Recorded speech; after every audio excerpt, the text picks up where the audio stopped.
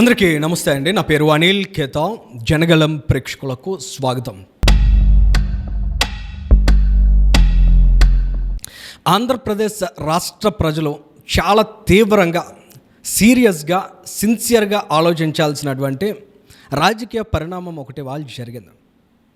YS Jaganmohan Reddy గారు కనీసం సిగ్గుపడకుండా, కనీసం ప్రజలు ఏమనుకుంటారో, ప్రజలు చీ అంటారేమో, ప్రజలు మొహాన వస్తారేమో అనేటువంటి భావన ఏ మాత్రం లేకుండా, ఎక్కడా కూడా సంకోచించకుండా గంజాయి బ్యాచ్ని సపోర్ట్ చేయడానికి వెళ్ళారండి. తెనాలి పట్టణంలో ఒక పోలీస్ కానిస్టేబుల్ మీద హత్యాయత్నం చేసినటువంటి వ్యక్తులు, వాళ్ళు గంజాయికి బానిసలు అయిపోయినటువంటి దుర్మార్గులు. నిజంగా సమాజంలో ఏ స్థాయిలో అశాంతిని సృష్టించారు వాళ్ళు, అలాంటి వ్యక్తులు అనే వీడియోస్ను కూడా మనం గడిచిన 4-5 రోజులుగా చూస్తూ ఉన్నాం. పెద్ద ఎత్తున వీధుల్లో కావచ్చు, రోడ్ల మీద కావచ్చు, సామాన్యుల మీద దాడులు జరుపుతూ సీసీ కెమెరా ఫుటేజెస్లో ఫోన్స్ రికార్డ్ చేస్తున్నా కూడా వాళ్ళు ఎదురుగానే వాళ్ళు తమ హీరోయిజాన్ని, అదొక హీరోయిజంగా ఫీల్ అవుతూ వాళ్ళు బకెట్లతో కొట్టడం, చాలా రకరకాల హింసాత్మకమైన వీడియోస్ని మనం అబ్జర్వ్ చేసాం. యూట్యూబ్ గైడ్లైన్స్ అలౌ చేయవు కాబట్టి ఆ వీడియోస్ నేను మీకు చూపించలేకపోతున్నాను. సో అంత దుర్మార్గంగా వ్యవహరించినటువంటి వ్యక్తుల్ని ఖచ్చితంగా కఠినంగా ట్రీట్ చేయాలని, అటువంటి బాధితులు ఎవరైతే నిజంగా అలాంటి ఘటనల్లో దెబ్బలు తిన్నటువంటి వాళ్ళు కావచ్చు, అటువంటి చూసిన వాళ్ళు కావచ్చు, ఏమీ చేయలేక నిస్సహాయంగా మిగిలిపోయిన వాళ్ళు కావచ్చు, ఈ సమాజంలో అసలు పోలీసింగ్ ఉందా, ప్రభుత్వం ఉందా, ప్రజాస్వామ్యంలో అసలు ఇలాంటి వాళ్ళని కఠినంగా శిక్షించే నాదుడే లేడా అని చాలా అంతర్మదనం చెందారు. ఆ తర్వాత ఎన్నికలు జరిగాయి. ఆ ఎన్నికల ఫలితాలను మనం చూసాం. కూటమి అధికారంలోకి వచ్చింది. కూటమి అధికారంలోకి వచ్చిన తర్వాత ప్రజలందరూ ఏకపక్షంగా కోరుకున్నారు అటువంటి వ్యక్తుల్ని చాలా కఠినంగా అణచివేయాలని. అందులో భాగంగా ప్రభుత్వం కొంచెం కఠినంగా వ్యవహరించే ప్రయత్నం చేస్తుంది. అందులో భాగంగానే పోలీసులు రోడ్డు మీద కూర్చోబెట్టి ఆ 3 యువకుల్ని కొట్టారండి. ఇది జగన్మోహన్ రెడ్డి గారికి చాలా బాధ కలిగించింది. జగన్మోహన్ రెడ్డి గారికి చాలా ఆవేదన కలిగించింది. జగన్మోహన్ రెడ్డి గారికి తీవ్రమైన ఆందోళన కూడా కలిగించింది. జగన్మోహన్ రెడ్డి గారు చాలా నలిగిపోయారు. అసలు నాకు బలం నా గంజాయి ముఠా కదా, నా బలగం అంతా కూడా నా బ్లేడ్ బ్యాచ్లు కదా, వీళ్ళని ఈ విధంగా హింసిస్తే ఎలాగా, వీళ్ళు నిజంగా ఆంధ్రప్రదేశ్ రాష్ట్రంలో వీళ్ళని అణచివేస్తే నా పార్టీని అణచివేసినట్లే కదా అనే స్థాయి మానసిక స్థితికి ఆయన దిగజారిపోయాడు. అందులో భాగంగానే ఇవాళ ఆ గంజాయి ముఠాకి సంబంధించినటువంటి కుటుంబ సభ్యుల్ని జగన్మోహన్ రెడ్డి పరామర్శించారండి. పరామర్శించిన తర్వాత ఆ కుటుంబం పరువు ప్రతిష్టలు చాలా తీవ్రంగా దెబ్బతిన్నాయని జగన్మోహన్ రెడ్డి గారు చాలా బాధపడ్డారు. ఆయన బాధని, ఆవేదనని ఖచ్చితంగా రాష్ట్ర ప్రజానికమంతా అర్థం చేసుకోవాలి. ఇక్కడ వాళ్ళ కాళ్ళకు బొబ్బలు వచ్చేలా కొట్టారట.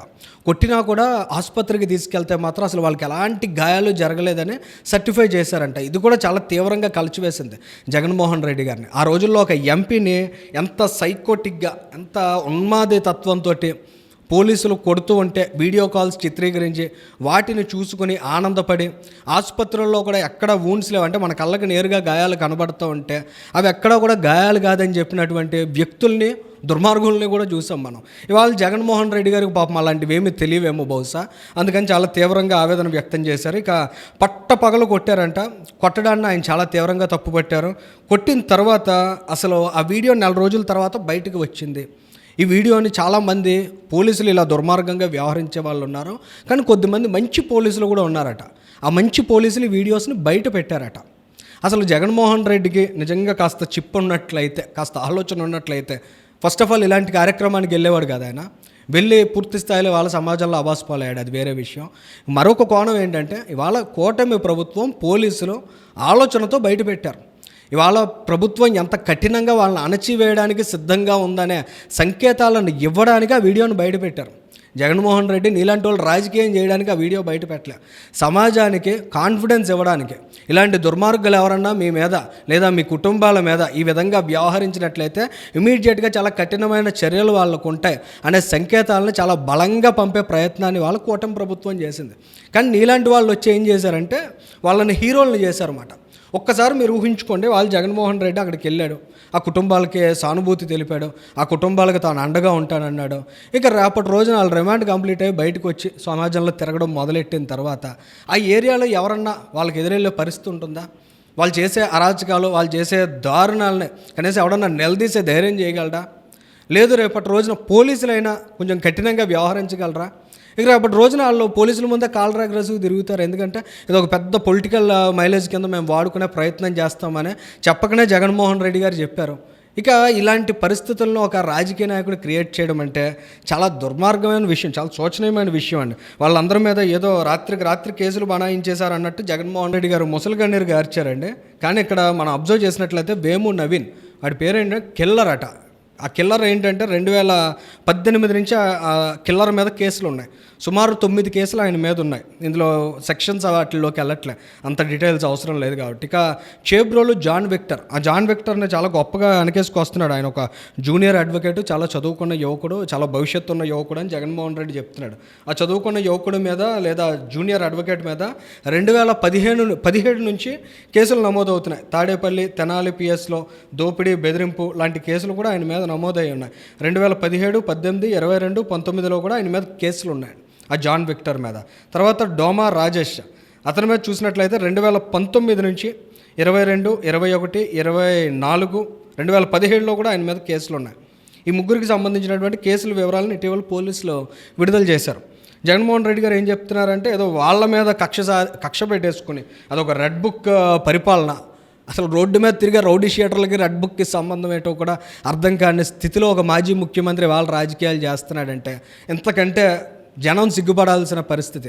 జనం అంటే ఆయన ఓట్లేసిన 40% మంది సిగ్గుపడాల్సిన పరిస్థితి ఇంకోటి ఉండకపోవచ్చు.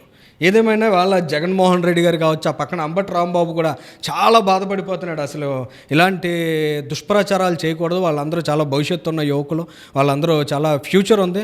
అందులో ఒక జూనియర్ అడ్వకేట్ ఇప్పుడు మనం మాట్లాడాం, ఆ విక్టర్ను మాత్రం 1-4 సార్లు నాయకులందరూ కూడా వెనకేసుకొస్తున్నారు.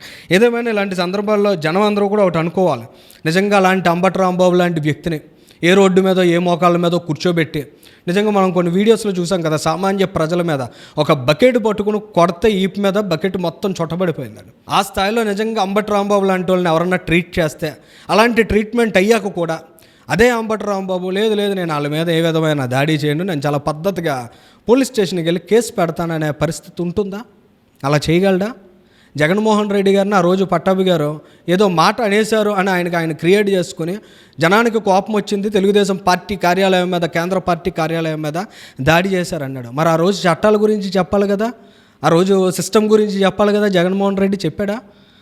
ఒక డాక్టర్ సుధాకర్, ఆయన కూడా ఒక దళిత డాక్టర్, దళిత వైద్యుడు, దళితుడు, ఆయన వైద్యుడు అనేది పక్కన పెడితే మరి వాళ్ళ దళితుల గురించి, బీసీల గురించి ప్రస్తావిస్తున్నాడు రౌడీ షీటర్లో, గంజాయి బ్యాచ్ల విషయంలో. మరి ఒక చదువుకున్నటువంటి వ్యక్తి, ఒక వైద్యుడు, ఆయన ఏదో తెలుసో తెలియకో లేదా ఆయన మానసిక స్థితి బాగోకో ఏ రకమైనటువంటి పరిస్థితుల్లోనో కొంత దురుసుగా ప్రవర్తించి ఉన్నారా అనుకోండి. ఆ రోజు ఆయన ఎంత దారుణంగా ట్రీట్ చేశారు. రోడ్డు మీద మోకాళ్ళు వేయించి ఆయన 2 చేతులు వెనక్కి మడతెట్టించి వాటిని ఏదో తాడుతో కట్టి ఆయన పాదాల మీద పోలీసులు కొడితే జగన్మోహన్ రెడ్డి ఎవరి మీదైనా చర్యలు తీసుకున్నాడా? కనీసం దాన్ని ఖండించారా? ఇలాంటివి చేయకూడదు అన్నాడా? పైపెచ్చి ఆయన పిచ్చాసుపత్రికి పంపాడు జగన్మోహన్ రెడ్డి పగబెట్టి. కేవలం ఒక మాస్క్ అడిగాడు ఒక దళితుడు నన్ను ప్రశ్నించడం ఏంటని పగబట్టి జగన్మోహన్ రెడ్డి ఏకంగా ఆయన పిచ్చాసుపత్రి పాలు చేసి ఆయన చివరికి గుండెపోటుతో మరణించే స్థితికి దిగజార్చాడు జగన్మోహన్ రెడ్డి. ఒక దళితుడైన సుబ్రహ్మణ్యం ఒక డ్రైవర్ని చంపేసి ఆయన ఎమ్మెల్సీ అనంతబాబు డోర్ డెలివరీ చేస్తే కనీసం ఏ ఒక్కరోజు దాన్ని ఖండించని వ్యక్తి జగన్మోహన్ రెడ్డి ఇవాళ దళితుల గురించి, బీసీల గురించి తన రాజకీయ లబ్ధి కోసం మాట్లాడుతున్నాడంటే ఇక లబ్ధి కూడా ఏమీ చేయకూడదు. నిజంగా ఇలాంటి గంజాయి బ్యాచ్లను వెనకేసుకొచ్చే వ్యక్తిని ఏ ఒక్కరు కూడా హర్షించరు. ఆ 40% మందిలో, ఆయన ఓట్లేసిన 40% మందిలో ఉంటారు కొంతమంది ఇలాంటి గంజాయి బ్యాచ్లు, ఇలాంటి బ్లేడ్ బ్యాచ్లు, ఇలా సైకో ముఠాలు ఉంటారు. కాబట్టి వాళ్ళకి డెఫినెట్గా జగన్మోహన్ రెడ్డి అండగా ఉండాలి. ఎందుకంటే ఈయన నమ్మి ఓటేశారు కాబట్టి అలాంటి వాళ్ళందరినీ వెనకేసుకురావాలా ప్రయత్నం చేస్తున్నాడు. కానీ జగన్మోహన్ రెడ్డి లాంటి వాళ్ళు ఈ సమాజానికి, ఆంధ్రప్రదేశ్ రాష్ట్రానికి ఎంత ప్రమాదకారిగా మారబోతారు అలాంటి వాళ్ళని ప్రోత్సహిస్తే అనే విషయాన్ని అర్థం చేసుకోవడానికి ఇవాళ జగన్మోహన్ రెడ్డి గారు తలపెట్టినటువంటి గంజాయి మామ కార్యక్రమం అనేది, తన గంజాయి సోదరులు, తన గంజాయి మేనల్లులకి ఆయన అందించినటువంటి మద్దతు అనేది, బ్లేడ్ బ్యాచ్లో చెలరేగిపోవాలి, విచ్చలవిడిగా రోడ్ల మీద తిరగాలి, సామాన్యుల పేకలు కొయ్యాలి, అవసరమైతే రేపులు కూడా చేయాలి. వాళ్ళు రేపులు చేసినా, పేకలు కోసినా, ఎంత అరాచకాలు చేసినా వాళ్ళని పోలీసులు ఏమనకూడదు. చక్కగా ఆయా సెక్షన్ల కింద కేసులు నమోదు చేసి పద్ధతిగా జైళ్ళకి హాజరుపరచాలి. వాళ్ళు రిమాండ్ అనుభవిస్తారు, బయటకు వస్తారు, వచ్చాక మళ్ళీ ఇవన్నీ కొనసాగిస్తారు. అవన్నింటినీ మేము రాజకీయంగా వాడుకుంటాం. కూటమి ప్రభుత్వంలో శాంతి భద్రతలో విఫలమయ్యాయి, ఫెయిల్ అయ్యాయని చెప్పి మేము గొప్పగా ప్రచారం చేసుకుంటాం తప్ప అటువంటి వాళ్ళ మీద కఠినంగా చర్యలు చేపడితే మాత్రం జగన్మోహన్ రెడ్డి ఇదే స్థాయిలో స్పందిస్తాడని చెప్పారు. మరి ఖచ్చితంగా ప్రజానేకమంతా ఆలోచించాలి. ఇలాంటి వ్యక్తుల్ని చాలా బలంగా గుర్తుపెట్టుకోవాలి. ఇలాంటి చర్యలను కూడా చాలా బలంగా సమాజం అర్థం చేసుకోవాలి. Thank you.